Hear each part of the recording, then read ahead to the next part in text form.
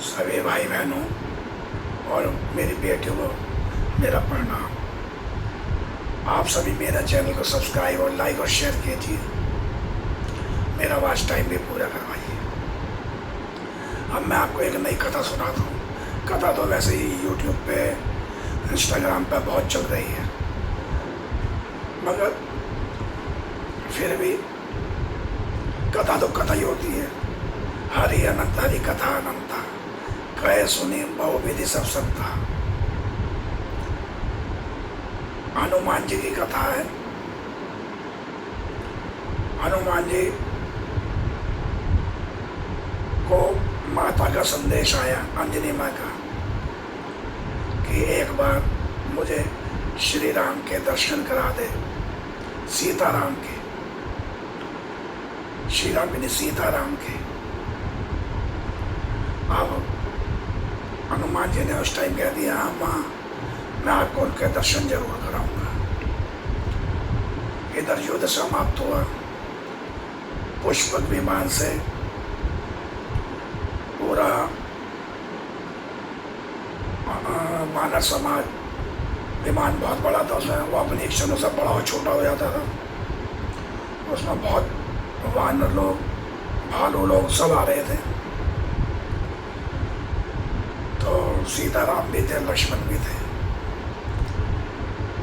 और सबसे बड़ी बात, भगवान श्री राम को हनुमान जी ने बता दिया था कि आप समय से नहीं पहुंचे तो भरत भैया प्राण दाह कर लेंगे, अग्निदाह में स्नान, अग्नि स्नान कर लेंगे।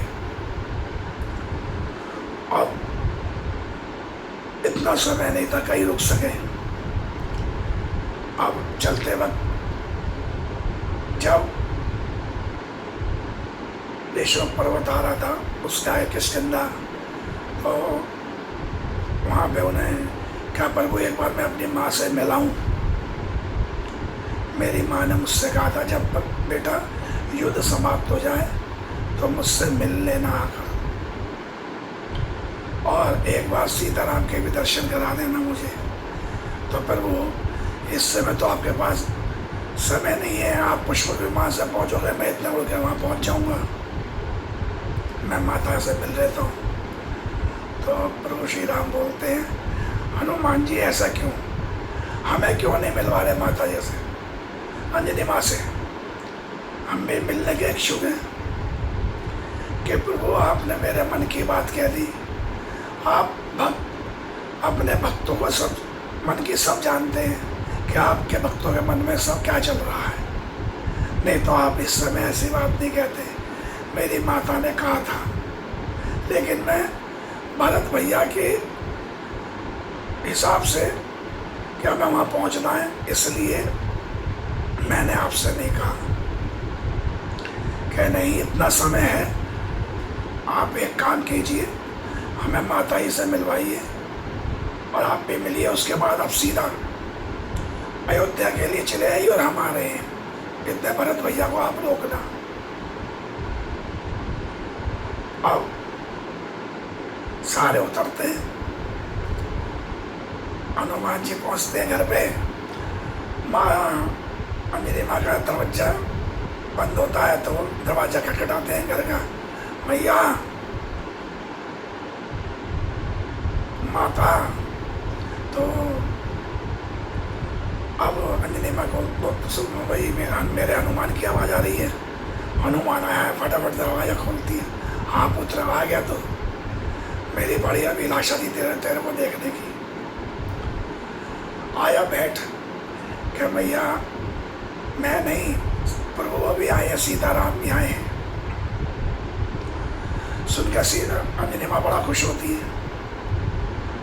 अब पूरा मानव समाज और जो दूसरे लोग होते हैं, सबके खाने पीने का इंतजाम किया जाता है। फटाफट केसरी होते हैं, वो सारी व्यवस्था संभालते हैं। तब अंजना माँ कहती है, तूने मुझे सीताराम के दर्शन करा दिए, जा, मैं तुझे दूध का कर्ज माफ करती हूँ, क्योंकि क्योंकि लोग मरने के बाद ईश्वर के दर्शन कर देते हैं। तूने मुझे जीते जी ईश्वर के दर्शन कराए हैं साक्षात मेरे घर पर। इस तो हनुमान जी सृष्टि के पहले आदमी थे जिनको जिनकी माँ ने कहा मैंने तेरा दूध का कर्ज माफ कर दिया, नहीं तो आज तक माँ का कोई कर्ज नहीं उतार सका। और बड़ी आशीष देती है। सीताराम प्रभु उन्हें प्रणाम करते, कहते हैं प्रभु आप प्रणाम मत कीजिए, ये हक तो मेरा है। कहने आप हनुमान जी की माता है तो हमारी भी माता है, आप हमें आशीर्वाद दीजिए कि हम राजकाज सही ढंग से चला सकें। अंजनी माँ कहती है प्रभु आप तो अंतर्यामी हैं, आप सब कुछ जानते हैं, फिर भी मेरा ये आशीर्वाद है आप और सीता और लक्ष्मण भैया वो सब परिवार हमेशा सुखी रहे, खुश रहे।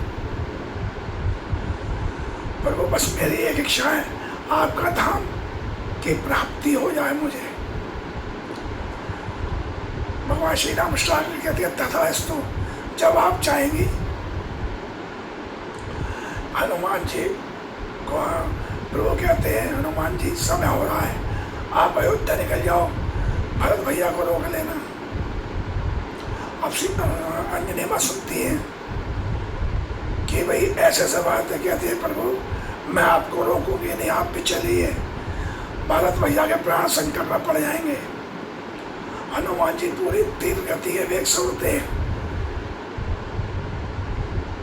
मतलब जिसे हम उस टाइम में कहते थे प्रकाश की गति से पहुंचते हैं। भैया भरत भैया चिता पर बैठे हुए, शत्रुघ्न भैया की आंखों में आंसू हैं। अब इतने में भरत पहुंचते हैं, कहते हैं भरत भैया रुक जाइए। हनुमान जी पहुंचते थे, भरत भैया रुक जाइए, प्रभु आ रहे हैं।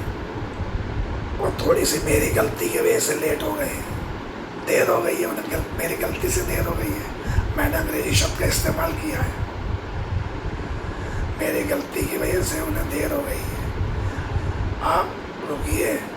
प्रभु सीता माता सहित आ रहे हैं, लक्ष्मण भैया सहित। तो भरत भैया कहते हैं हनुमान जी आपने मेरा मन खुश कर दिया, जितना मैं राम भैया को प्यार करता हूँ इतना प्रेम आपको करता हूँ, इतना ही आपका सम्मान करता हूँ। और वो उतर आते वो समझ जाते हैं जब हनुमान जी आ गए तो सब सही हो जाएगा, पर वो टाइम से समय से नजदीक आए ही जाएंगे।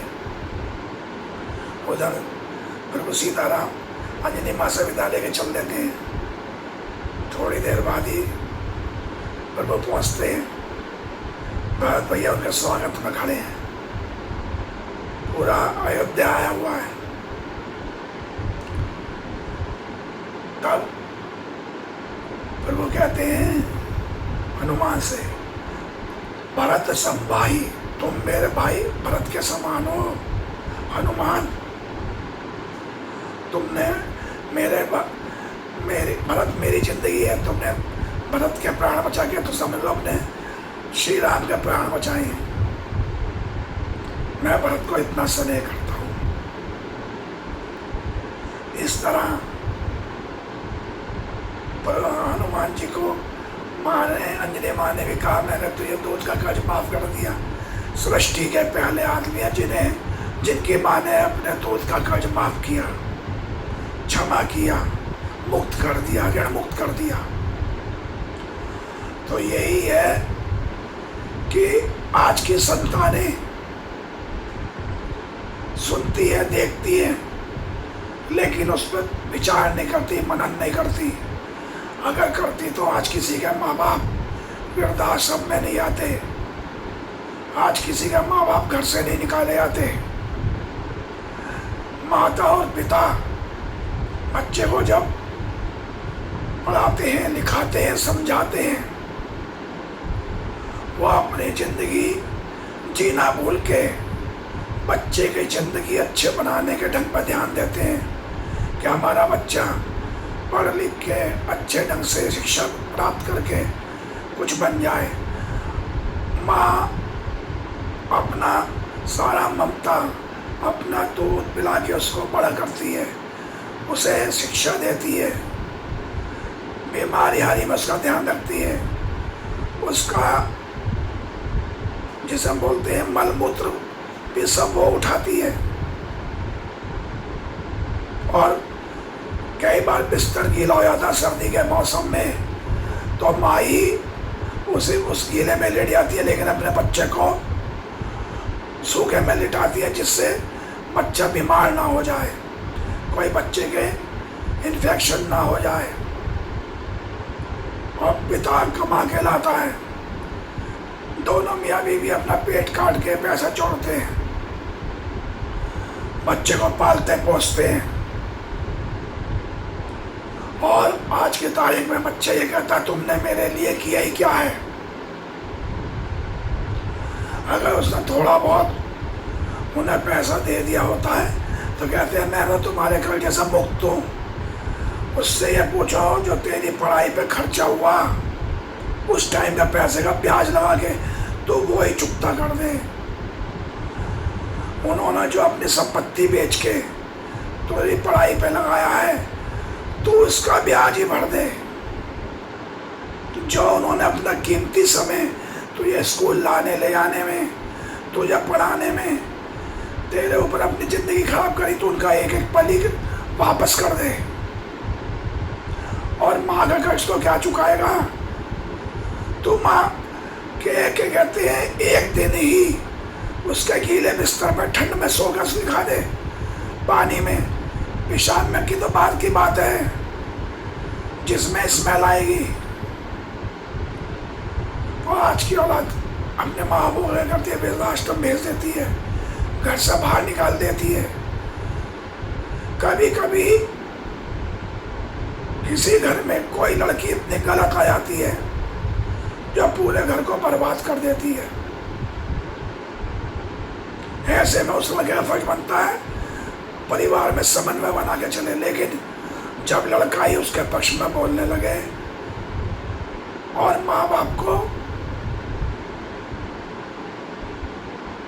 निरादर करने लगे तो समझ लो उस घर का विनाश शुरू हो चुका। वो उस समय तक फल रहा है जब तक उस घर में माँ बाप है। जिस दिन वो चले जाएंगे उस दिन उसके नीचे गिरने का समय शुरू हो जाता है। इसलिए मेरे सभी से प्रार्थना है नवयुवक समाज से, शादीशुदा लोगों से, अपने माँ बाप कैसे भी हैं उन्होंने किया तो आपको बड़ा करके ही पैदा किया है, यही सबसे बड़ी बात है। उन्होंने अपना कीमती समय खर्च करके आपको बड़ा तो किया है। उन्होंने अपनी जिंदगी की सारी खुशियां नजरअंदाज करके तुम्हारी खुशियों पर ध्यान तो दिया है, तुम उसका ही खर्चा उतार दो।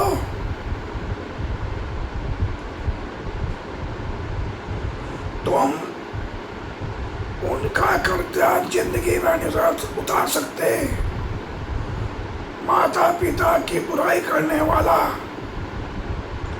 इस जन्म नहीं, मानव को 7 जन्म मिलते हैं, 7वां जन्म दुखी रहता है। 84 लाख योनियां भुगतनी पड़ती हैं। 84 लाख योनियां मतलब होता है छोटे से छोटा कीड़ा मकोड़ा चींटी वगैरह वगैरह 84 लाख तरह के कीड़े मकोड़े होते हैं, उस जिंदगी से गुजरना पड़ता है, तब जाके मनुष्य का जन्म होता है। तुम एक जरा सी गलतियों से अपने मनुष्य का जन्म बेकार कर रहे हो। जो अपने माँ बाप का सगा नहीं होता वो कि समाज का या किसी का सगा कैसे हो सकता है। जिन्होंने अपना दूध पिलाया, जिन्होंने अपना खून पिलाया है, बड़ा किया है। तुम तो सही मायने में वो पाप कर रहे हो जिसको उस पाप को तो ईश्वर भी नहीं काट सकता। तो ये इस कथा से हमें ये सीख मिलती है कि हनुमान जी ने को अपनी माँ का कर्ज भी ध्यान था, चाहे उन्हें वो उतरे ना उतरे, उन्होंने उनकी वो इच्छा पूरी करी। तो और श्री राम को ध्यान था कि मैं भाई हनुमान जी की माँ की ये इच्छा है तो मैं उसे पूरा करूं, क्योंकि वो ईश्वर है, भगवान है। इसलिए उन्हें पुरुषों में उत्तम पुरुषोत्तम बोलते हैं। मैं बार बार सभी भाई बहनों बेटियों से कहता हूँ, जब शादी हो गया दूसरे के घर जाओ तो उसका घर बिगाड़ो मत, बनाओ। दो बात सहन करनी पड़ती है, सहन करो। सहन करने वाला आदमी सर्वश्रेष्ठ होता है। जो लड़कियां घर बिगाड़ती हैं वो अपना और अपने परिवार का भी विनाश करती हैं। वो इस घर का विनाश नहीं कर रही, वो अपने पिछले घर का भी विनाश कर रही है, अपने माँ बापों का, अपने भाइयों का, क्योंकि संस्कार तो इन्हें वहीं से ही मिले हैं। इसलिए आप सभी से प्रार्थना है, अपने माँ बापों का ध्यान रखें। उनके रोजाना चरण छुए, आपके आधे पाप भी खत्म हो जाएंगे।